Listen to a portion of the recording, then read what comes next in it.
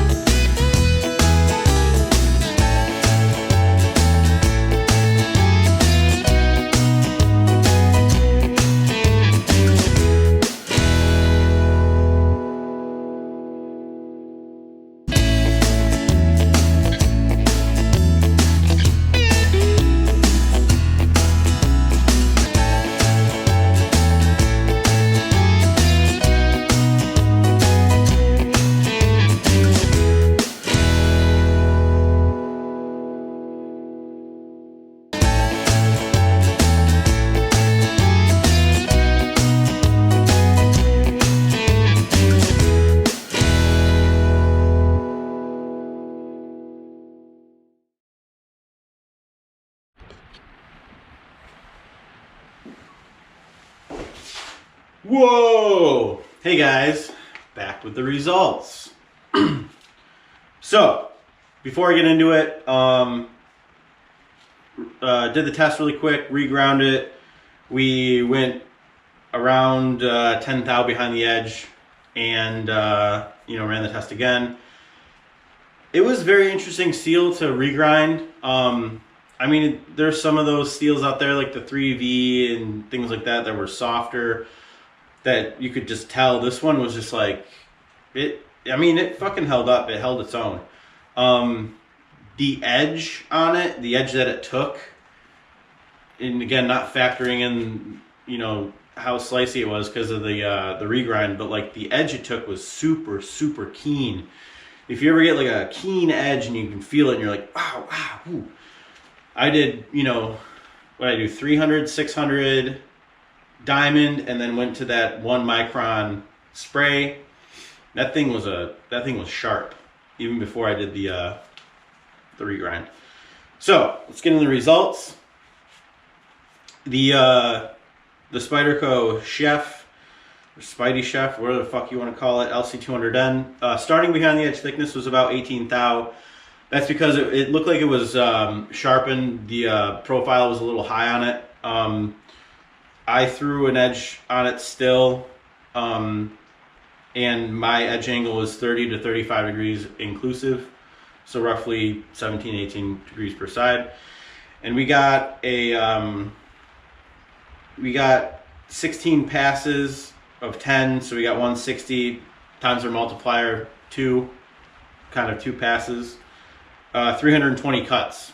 So, I mean, very respectable edge holding.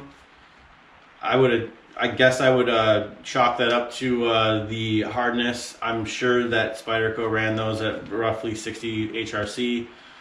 And I mean, the steel doesn't really fatigue like you think it would. Also, there's probably a couple more edges on there than the factory edge, so that could factor into it as well. But yeah, that's a steel that I would definitely put in my pocket and pick up. And I'm not using it for, a lot of super abrasive cutting tasks, but I mean, if I need to again, like the name says, I need to prep some food in the kitchen, like fucking pull it out and boom, boom, boom, boom. So we reground it. We went, like I said, behind the edge was 10 thou. I did the same angle, 30 to 35 degrees inclusive. And we got 23, 23 passes of 10. It's 230 times 2, or multiplier, 460 cuts total. So, I mean, we're looking at a 43.75% increase or 36% difference. And that's getting into the behind the edge, the thinness of everything, and the hardness. I mean, again, we're probably sitting pretty at roughly 60 HRC. I have no idea, but the test that I'm doing is here to use the same theoretical HRC, whatever that is, and then just change the behind the edge thickness, which we did, and we got an increase in performance. Again, when I sharpened that steel a second time, like, that shit fucking sharpens so nice. If you're a sharpener, and that's the first time I ever worked with Lc200n, if you're a sharpener, do yourself a favor and try to find some of that shit, pick it up and fucking just sharpen with it. It's a dream to fucking sharpen. It was weird when I was sharpening it. It didn't feel waxy, but like, it didn't feel like it skated off the diamond. It didn't blow through the diamond. Like, there's a lot of steels that you're sharpened and you can just see a bunch of fucking metal and you're like, shit. This one was just like, went right along and fucking the edge came up nice and fucking keen, and it was perfect. And again, the progression I used was 300, 600, so of course DMT, fine DMT, and the 1 micron, and you could probably whittle hairs off of that. So that's where we're at with that. Nitrogen steel, and again, this is like the smaller end of the nitrogen steel, so like very, very low nitrogen in the steel. We have other steels like Vanex and Vancron 40 and Nitrobe 77. All of these steels have roughly over 1% nitrogen. And Vancron 40 technically isn't even a stainless steel because it has less chromium, but it's there. I think that also has wolfram in it. I mean, if you can find that, fucking, you should pick some of that up too. The Nitrobe 77 is actually a Damasteel version. There's folks out there that make knives in that. Takes a very, very keen edge.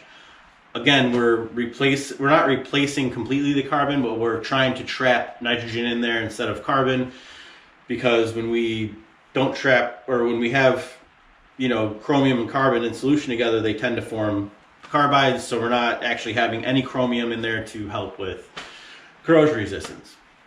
So that's where we're at with that. And again, Knife Steel Nerds has an article on all this stuff. Check him out. Subscribe to his Patreon. Kick him some money, whether it be the lower tier, the higher tier, whatever. Like, just, he's doing the community as a whole a huge service, and he's very passionate about steel and, you know, giving information out to people. Not for free, of course, but if you're a Patreon subscriber, you get the secret articles that I get. So that's where we're at with that. Lc200n is fucking awesome steel.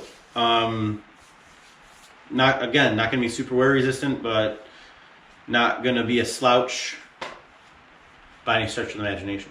So with that, I bid you adieu, and, you know, mash that fucking thumb, subscribe, hit me up. If you want to chat with me about shit, go for it. If you want to send me fucking stuff to regrind, go for it.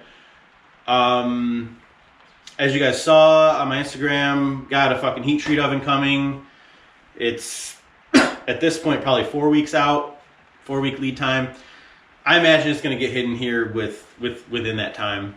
I don't know, I've been looking up getting excited and looking up different things, so we're going to get testing with that, because now I can control, you know, certain things, certain aspects of the steel, and then we can get into, maybe we can get into microstructure, and then maybe I can reach out to more makers, get off my lazy ass, and get some more knives in here so we can test custom versus production.